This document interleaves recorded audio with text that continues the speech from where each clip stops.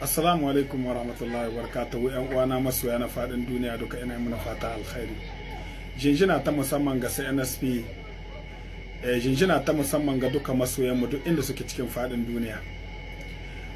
Mun ga don wanda Maroc ta kama Niger na group electrogen, kama group wanda yake hada wuta, gururuka mayya wanda suke suna da ƙarfin megawatt kusa 20 da wani abu. Eto wannan dai ja hankali da zane ga shugabanni na masu albarka. Yau shekara guda da yin juyin mulki, kuma radda aka yi juyin mulkin nan ran nan Najeriya ta jaye mana wuta, aka samu mutane waɗanda suka rasu gida asibiti domin suna aiki da harkar shida wanda take aiki da harakokin dole sai da wannan abubuwa na wuta. To yanzu ana kawo muna karɓa, shi yake rage muna kuzarin mu yi aiki da kanmu. Yau duk wanda yake baka shine sama gare ka, kai da kake amsa kuma kai ne ƙasa gare shi. Wannan abu da Maroc tabbado a Niger ba mu cewa mun kushe shi, to amma mu sani bara da kandajin nan yau Niger babu abin da muke so, abu biyu ne muke so: a ba tsaro dama fiye da kowane abu a cikin Niger. Yau idan aka samu tsaro, aka samu wutar lantarki, kowane yana iya zawa ya buɗe kamfanin shi a ƙasa. Yau wadda aka hau wannan mulki ba mu ga harkokin bara da kandashi ana ba su ƙarfi ba. Wannan bara da kandashi idan an ka gama shi ba mu son wuta ga kowace ƙasa.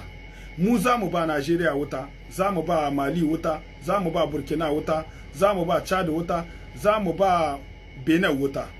Duka wannan shina bisa ƙa'ida ta wannan bara da kandashi. Yau Niger ba mu da wuta, muna da matsalar wuta. Kenan mu bar zama ko da yaushe muna tsaya dole sai a bamu. Kuma in an bamu don da Allah a bar ta gwada ko ina alatele ana ta gwadi.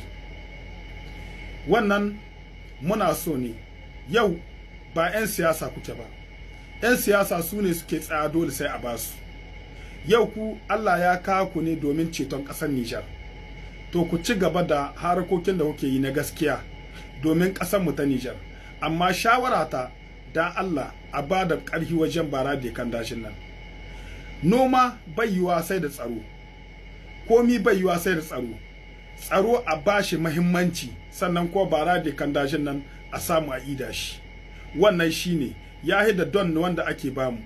Yau miyan mai da Niger ƙasar mu baya, sai mun tsaya dole sai a bamu, kowane sai ya zaka ya bamu. Yau duk wanda ya baka gobe yana iya zagin ka ba ka iya rama ba. Yau yawanci menene yasa 'yan siyasa suke taka mu, suke kaririya mu, suke yanda so ga dama?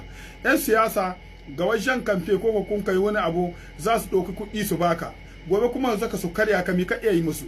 To don ku duk wanda yake baka gobe baka iya faɗa mai gaskiya ba. Kuma wanda yake bada shi Allah yake ɗaga yayi sama, wanda yake amsa kuma shi ko da yaushe yake koma ƙasa. 'Yan uwana ina muna fata alkhairi. Allah subhanahu wataala Allah ya ɗaga Niger da 'yan Niger. Da Allah bara da kandashin nan a samu a aikace shi a gama shi, ya da ana ba mu don daga wata ƙasa. Ina muna fata alkhairi. 'Yan uwana Nigerian, Allah ya haɗa kawunan mu, Allah ya ɗaukaka Niger da 'yan Niger duk inda muke baki ɗaya. Ina muna fata alkhairi.